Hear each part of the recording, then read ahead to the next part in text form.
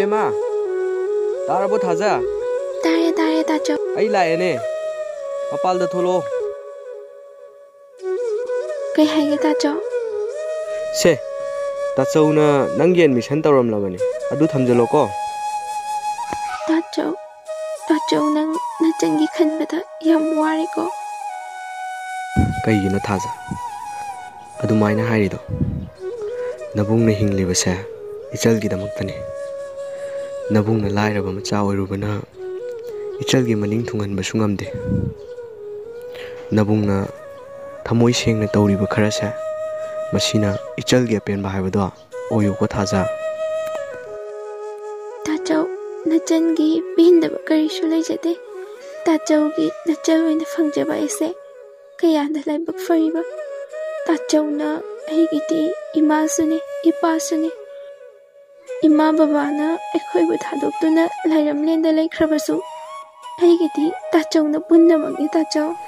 Ibungi Taza yarese nabung leirisidi ichalgi kari watkani. Ado hayengni nabungna ichalgi phone ama soidana leiragadabani. Ichalna online class yawba fangdabado nabung nungaite.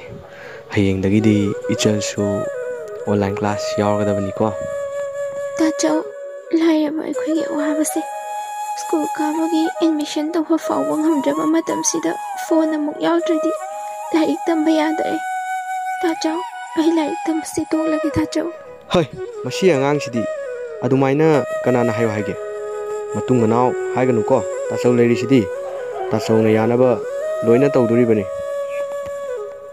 Hayengdi tabak subagi paisa fangadabusu lei.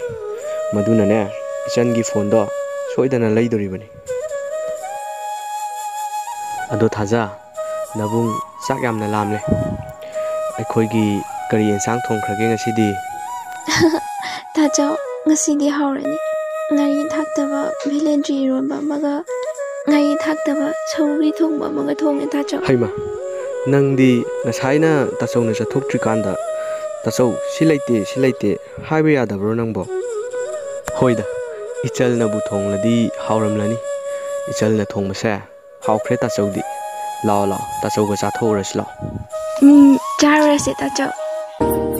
Lairabagi panthaina leiriba thawaina kanagino nokna jogna hingiba lakani nungaiba matam kai khuigisu lakani nungaiba matam kai khuigisu hotne si ai khui ninghanna dangana